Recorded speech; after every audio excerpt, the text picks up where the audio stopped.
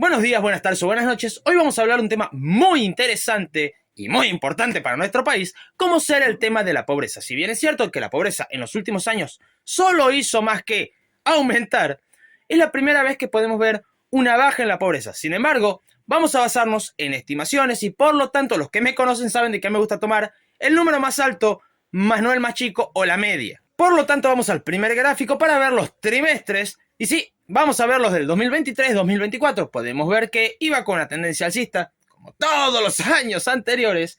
Sin embargo, el primer trimestre del 24, sí, tuvimos un pico bastante alto, llegando a 54.8. El segundo trimestre, 51. Fue un descenso no muy brusco, pero un descenso al fin. Y finalmente, el trimestre que nos atañe, y sí, 38.9 es la media, pero como les dije, voy a utilizar el dato más alto, 41.5. Aún utilizando el dato más alto, podemos ver que ya estaría igual que el segundo trimestre del año 2023, lo que quiere decir que ya se recuperó todo un año con respecto a pobreza. O sea, que Milei hoy tiene menos pobreza de lo que dejó Alberto Fernández. En el mismo gráfico vemos también el dato de indigencia. Por lo tanto, voy a utilizar, igual que con pobreza, el dato más alto. La media es 8.6, pero yo voy a estar utilizando el 9.6 de indigencia. Por lo tanto, 13.8% de indigencia, que fue lo que se dejó por parte del gobierno anterior, a 8.6. También la indigencia ha caído. Esto sale de Capital Humano de una de sus salas llamada Consejo Nacional de Coordinación de Políticas Sociales. Acá hay algo a tener muy en cuenta y es, todavía no se puede hablar de una tendencia a la baja de la pobreza. Detalle no menor, el cepo cambiario. El cepo cambiario no es solamente para que tengamos una estabilidad monetaria, sino también recordemos qué pasó en diciembre. Al acortar la brecha, sí, impactó en la inflación e impactó también en la pobreza. Por lo tanto, mientras exista cepo, no se puede hablar de una tendencia, dado de que no sabemos a ciencia cierta a futuro qué medidas se tengan que tomar que puedan repercutir tanto en la inflación como en la pobreza. Pero aún así, si nosotros vemos los datos, tenemos 54.8 a 51. Y si tomamos el punto más alto, que es 41.5, que es el que estoy tomando, son 10 puntos menos de un trimestre a otro. Si tomamos la media, son más de 11 puntos de una baja de la pobreza, así como también una baja de la indigencia. Ahora, con respecto a la indigencia, pasamos de 20 a 16 a 8. O bueno, si queremos tomar un número más alto, 9.6.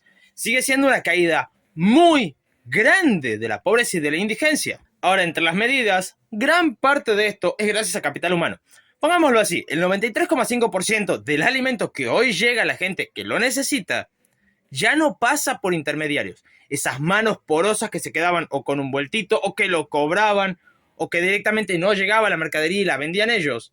Ya eso no estaría pasando, lo que ayuda, y esto lo hemos dicho muchas veces, que cuando se acaben los intermediarios, la ayuda no se necesita que sea exorbitante, sino que sea la justa y necesaria.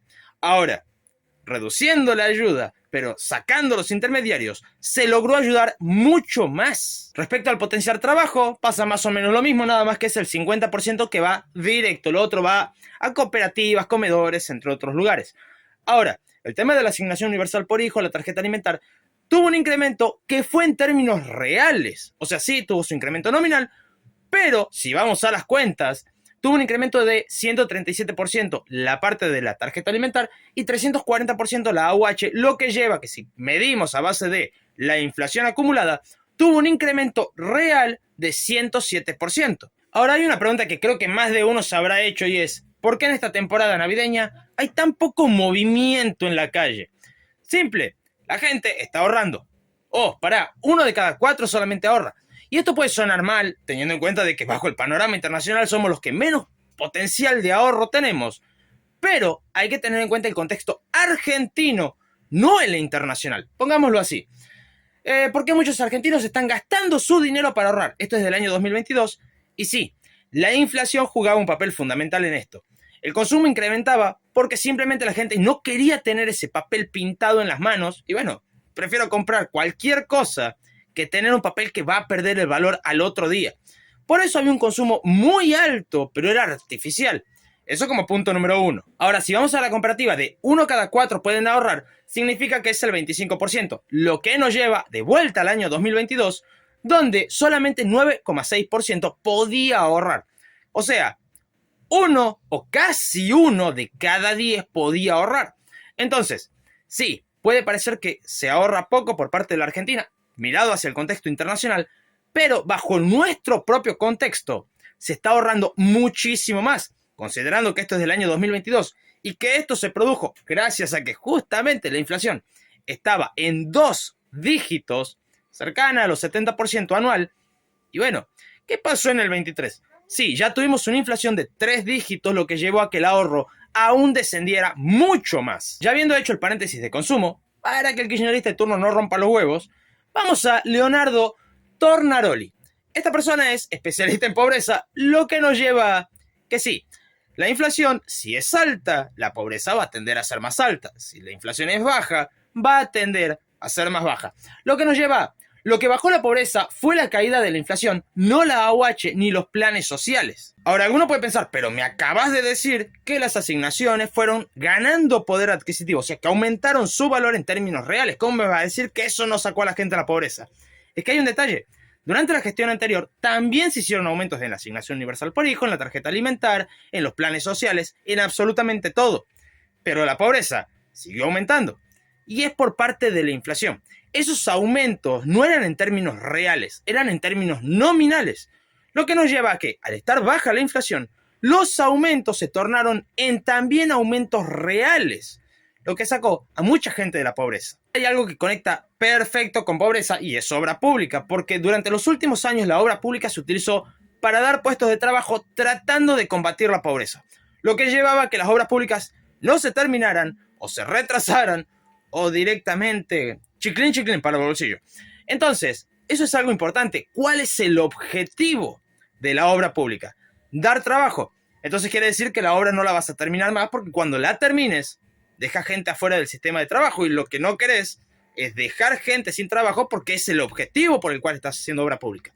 Por eso durante todos estos últimos años, la obra pública fue un gastadero enorme en el cual no se terminaba prácticamente nada, porque el objetivo era dar trabajo, sin importar de dónde saliera la plata. En cuanto a ahora se van a retomar varias obras públicas, entre ellas rutas nacionales. Ahora, el objetivo es distinto. El objetivo no es dar trabajo. Bueno, es una consecuencia en todo caso.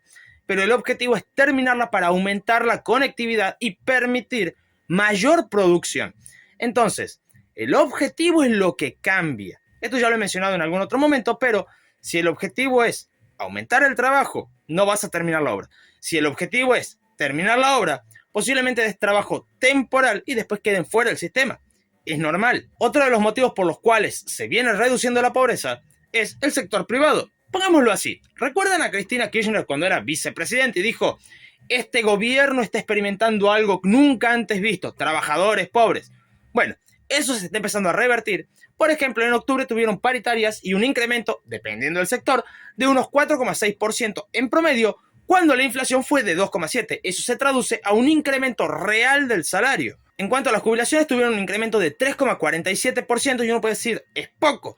Bueno, pero la inflación fue de 2,4%, así que poco, pero sigue siendo un incremento real de la jubilación. Además, como está indexado a la inflación, ese crecimiento real se traduce a no poderlo perder durante el tiempo. Además de ya estar confirmado otro incremento salarial para los jubilados durante el año que viene, tomando de punto de partida noviembre 24. Así que sí, tarde o temprano las jubilaciones, y esto ya lo hemos dicho varias veces, van a volver a ser lo que tienen que ser, una jubilación digna para las personas mayores. Si te gustó, no olvides suscribirte, dejar tu comentario, y si querés ayudar aún más al canal, puedes hacerlo a través de la pestaña Unirse para hacerte miembro y disfrutar de algunos beneficios exclusivos. Muchísimas gracias a los miembros Orfen, Mauro, Infran es un dictador, Lore y José.